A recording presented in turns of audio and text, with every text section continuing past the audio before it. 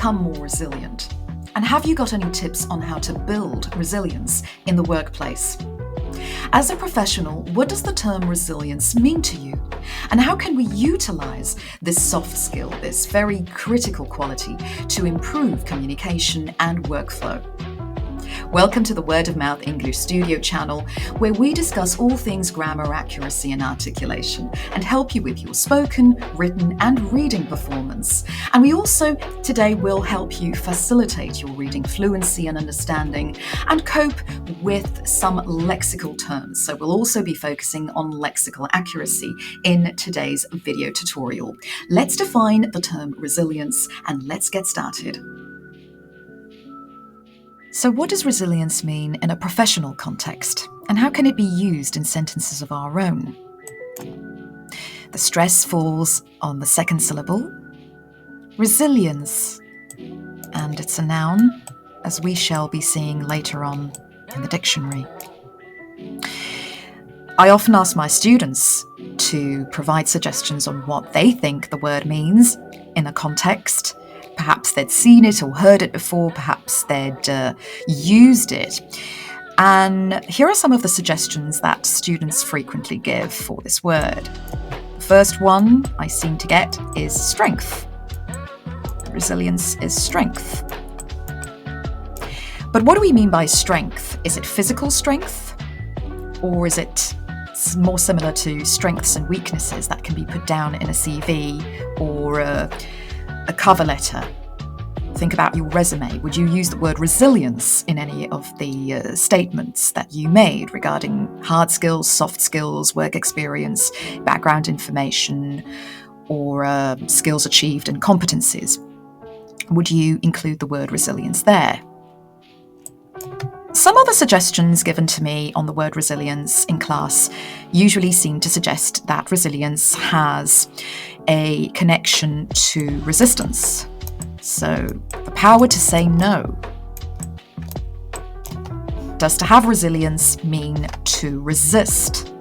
Or does it give us the ability to refuse to work on certain projects or refuse things that we deem unnecessary or that we don't think are right for us? Is that what resilience actually means? According to the English to English Cambridge Dictionary Online, resilience, as we said, is a noun and is pronounced in one of two ways. Resilience. Or resiliency. In both UK English and American English, we call it US English or American English, AME, or British English, BRE.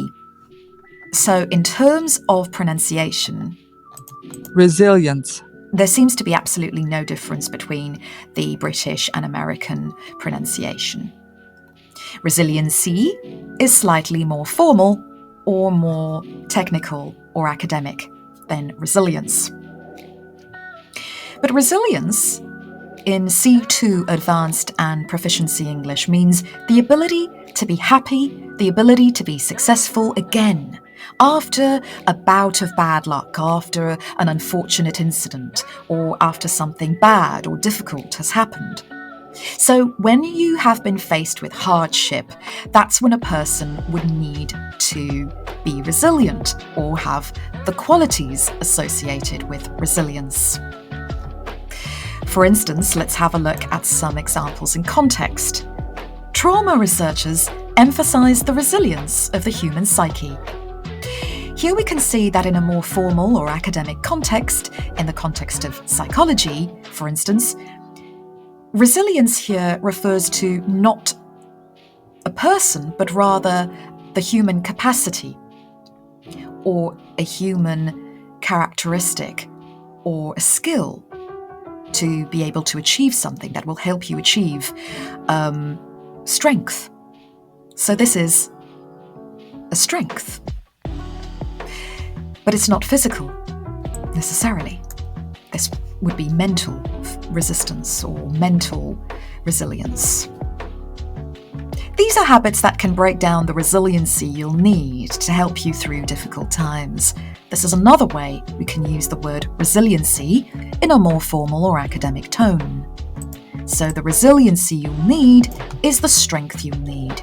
But when they said strength, what do we mean by that? We mean physical strength as well as mental capacity, the strength or endurance to go on.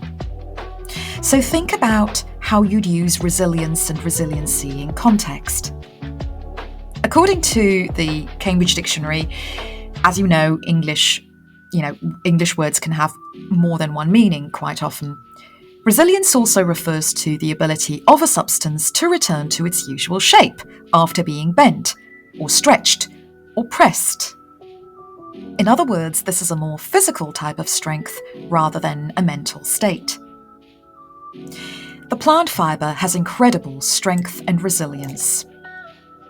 Here we're talking about the ability of an object to be able to return to or regain its original form, shape, or matter.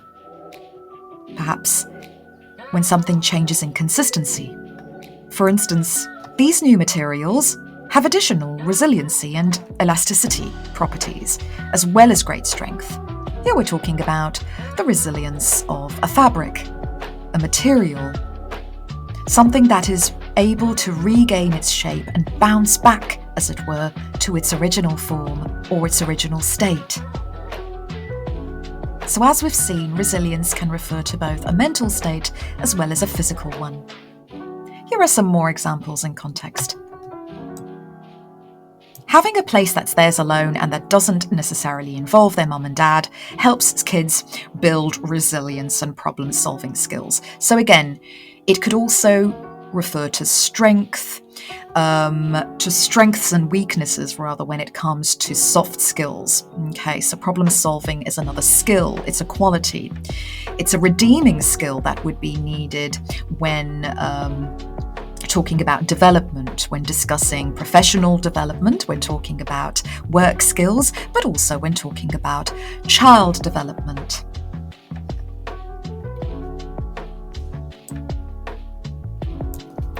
Resilience is likely to be tested during the coming weeks and months in the millions of people who witnessed the terror of last week.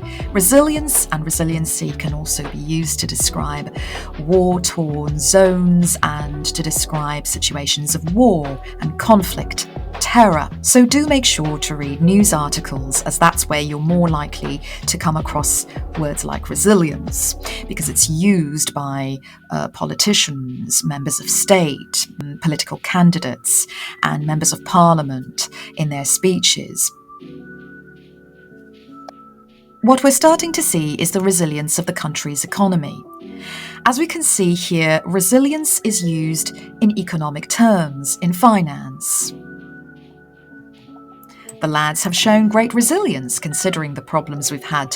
And again, here the strength of these young boys refers to their endurance, their strength of character, and their motivation. So strength can be defined in a myriad of different ways. It helps us to move on.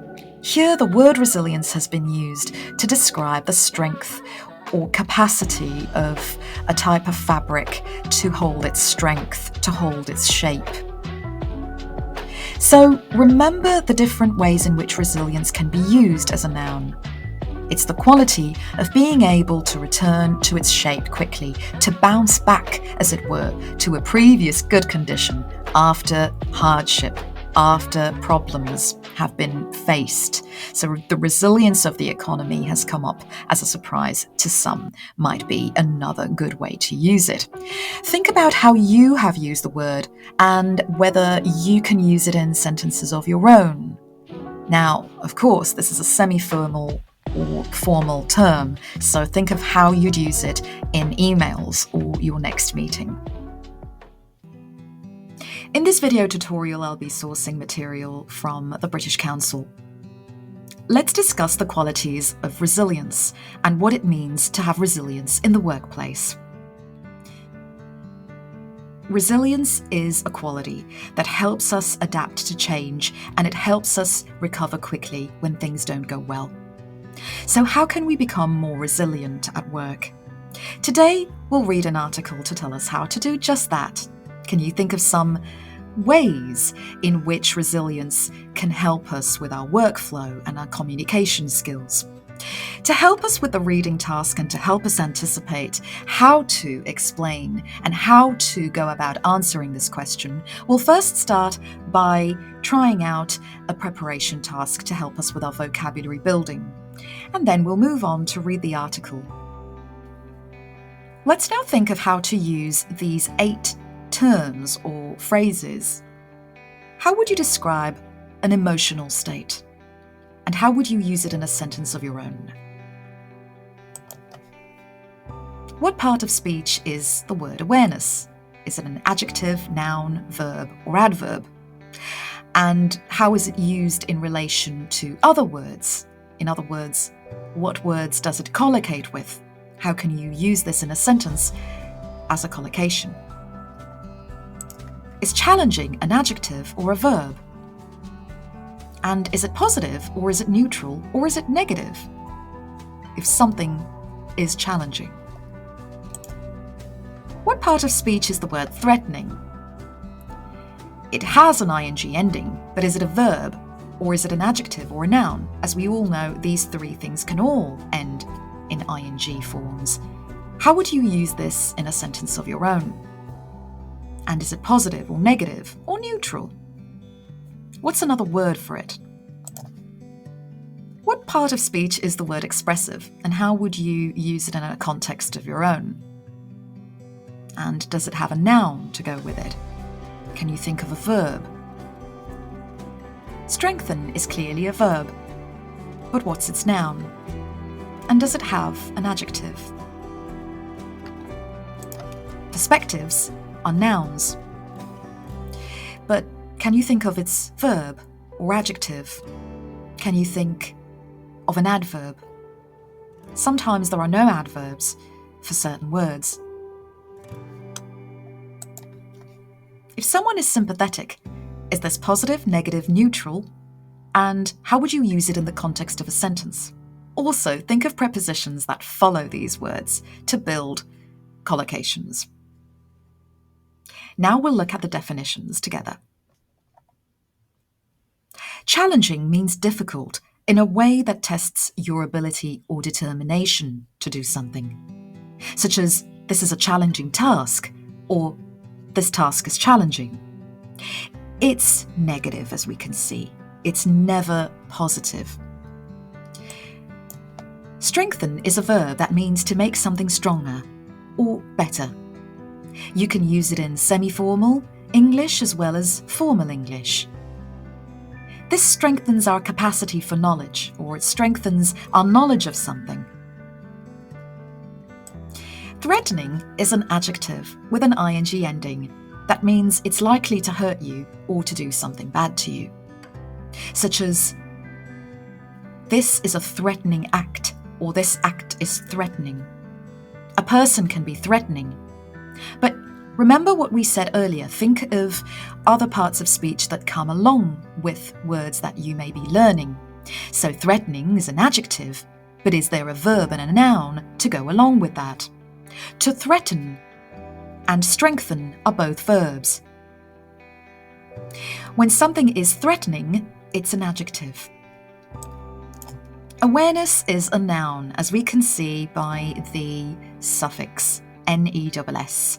All words ending in ness are nouns, which means this means knowledge. It means to have an understanding of something specific.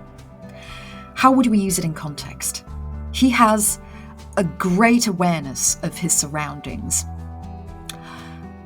Do we have an awareness of certain things? Now, awareness is a noun, but does it have a verb? There's no direct verb. To be aware is the quality, so use the adjective instead. To be aware is correct, or to bring awareness, or to provide awareness, or to make somebody aware of something. These are the different verbs you can use with the noun or the adjective. Your emotional state is the way you feel at a particular time. What's your emotional state as you get into work and see unwilling colleagues who don't really want to work on the same project and don't really want to pull their weight. How do you feel? What's your emotional state? So think about particular instances. A perspective is a way of seeing or thinking about something. What's your opinion or what's your perspective of something? Now, what's your opinion of someone, or what's your opinion on something, or what's your opinion of something as well can be correct. But a perspective is a more formal way, a more technical way of describing things. An expressive person is a person that shows what they think or feel. So if you're expressive, you show, or you're likely to show emotion more than others who aren't expressive. To express yourself or to express your emotions, that's the verb, to express. Whereas he is very expressive when showing emotion is the adjective. Now, the next adjective can be rather controversial because it might be a false friend. In other words, it's easily confused with the word pleasant, fun, funny, or nice. A sympathetic person does not have to be nice to talk to. A sympathetic person does not have to be pleasant. A sympathetic person is not always polite. A sympathetic person doesn't always smile or show affection. What a sympathetic person is someone who shows that they understand and care about your problems. Okay, showing affection is one of those things, but it doesn't necessarily mean that you're pleasant to be around, that you're a person who laughs or smiles or makes jokes or a nice person to be around. A sympathetic person is not sociable necessarily. They could be all those things, but that's not really what sympathetic means. A sympathetic person is someone who puts themselves in your own shoes. They try to decipher what's happening. They try to find out what the problem is so they can troubleshoot it better. But mostly, they feel for you. They try to acknowledge your problem and solve it. So whenever something negative has happened, or if you've had a bout of bad luck, a sympathetic person will show signs of understanding. They won't make a joke, they won't try to make you smile, they won't say cheer up. That's not what a sympathetic person would do in that situation. They'd simply sit down, ask you if you're okay, perhaps give you a glass of water and help you on your way to feeling better. That's what a sympathetic person does. And now let's talk about the qualities of resilience and how resilience can make us perform better and communicate better with our teams. Raoul never seems to let difficulties in life worry him. What does that mean? Does it mean he does not care? Well, when someone disagrees with him, he sees it as a chance to understand things from a different point of view. When he had too much work, he learned to improve his time management skills. When he lost his job, he took an online course so he could apply for better jobs. To Raoul's friends, he's the best example of resilience. So does resilience mean to avoid temptation? Does resilience mean the ability to say no? Does it mean the ability to say yes? What is it? What kind of strength is this? Let's move on. So what is resilience? As the Cambridge Dictionary stated, one definition of resilience is the ability to be happy or successful again after difficulties. But resilience isn't just that. It's also the ability to adapt to challenging situations without feeling like it's all too much for you. It means using difficult situations to grow and improve. Now, some people might say that Raoul's just lucky, but is he? They might think he never gets stressed and that things just don't bother him, but they're wrong. Resilient people do feel stress. They do feel emotional pain, disappointment, and other negative emotions. But it's what they do with those feelings that helps make them resilient. Resilience involves thoughts, behavior, and actions we all can develop and strengthen. Remember, people aren't born resilient. They learn resilience. So here are a few tips on what we can do to build resilience. Let's look at 3 tips in particular. First up, be aware of your reactions. It's always a great thing to do. When we think something is difficult or threatening, often negative feelings and thoughts come to mind, which can lead to negative actions. There was once a guru that said, think positive because energy goes where energy flows. So positive energy will flow to where positive thinking is.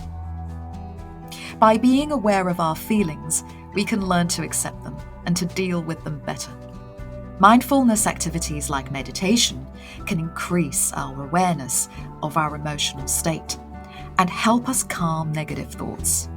So if you thought meditation was one of those aspects that could help us increase mindfulness and resilience, you were right. Our brains often try to make sense of negative events by creating a story around the situation. For instance, imagine Stella openly disagreed with you in a meeting. You might tell yourself that she doesn't like you and was looking for the opportunity to make you feel uncomfortable in front of your boss or your superior.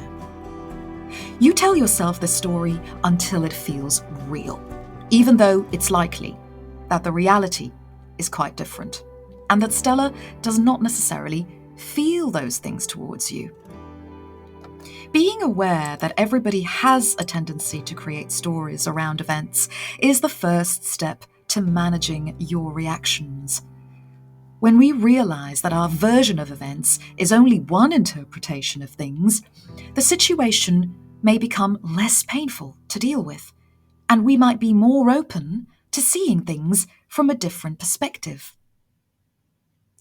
So think about whether you are usually aware of your reactions.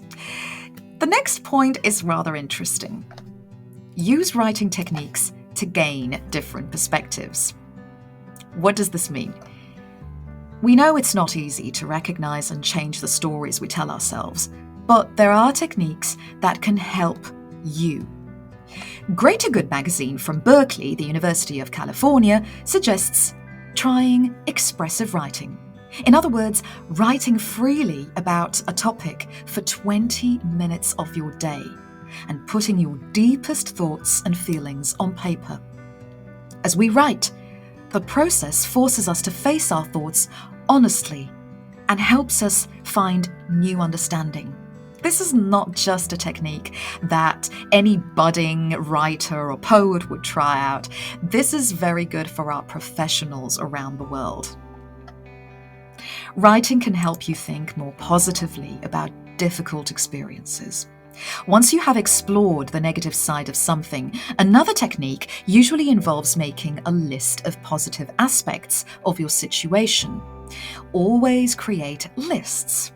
For example, perhaps Stella's comments in the meeting might have forced you to make your original idea much better. How about that?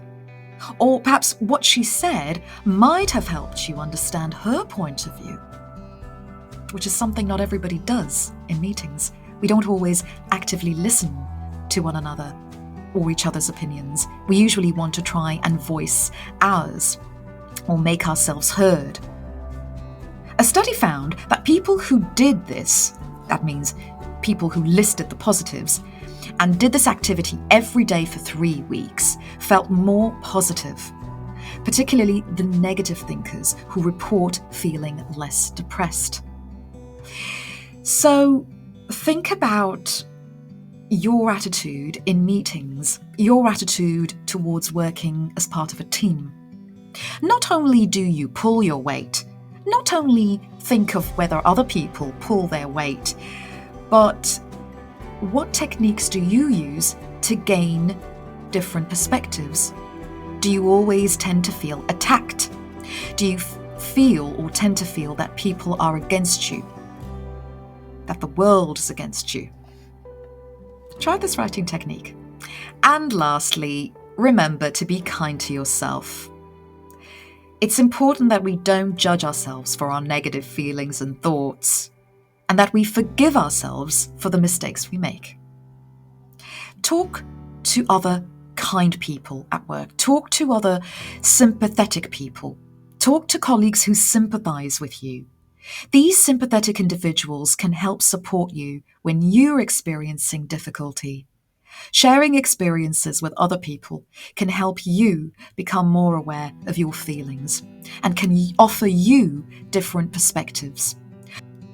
Whether these are your colleagues, your friends, or people in other social groups you belong to, perhaps university students or your peers, forming strong relationships helps you feel less alone in the long run.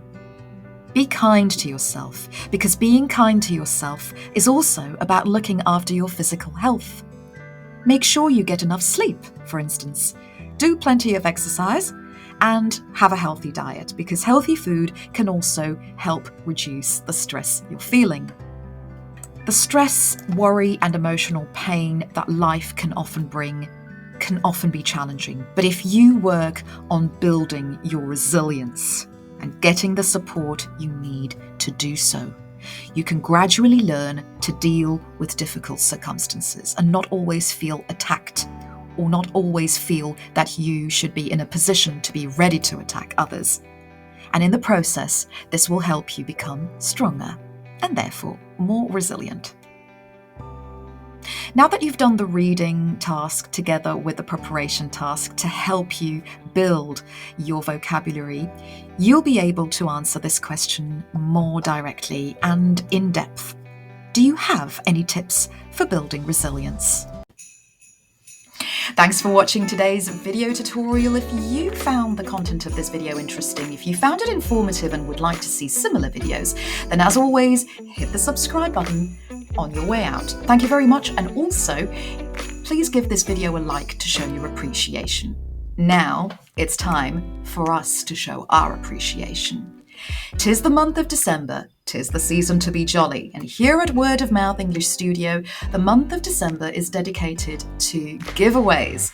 That's right, it's giveaway season. So please check out our early bird course offers in the description below, complete with the codes that you will need to use when applying for your course. There are different codes provided for different courses that we offer, including a range of business English, general English, and Cambridge exam preparation courses for the months of January, February, and March of 2024. It's always a good idea to think ahead when applying and to apply in advance, because space is limited.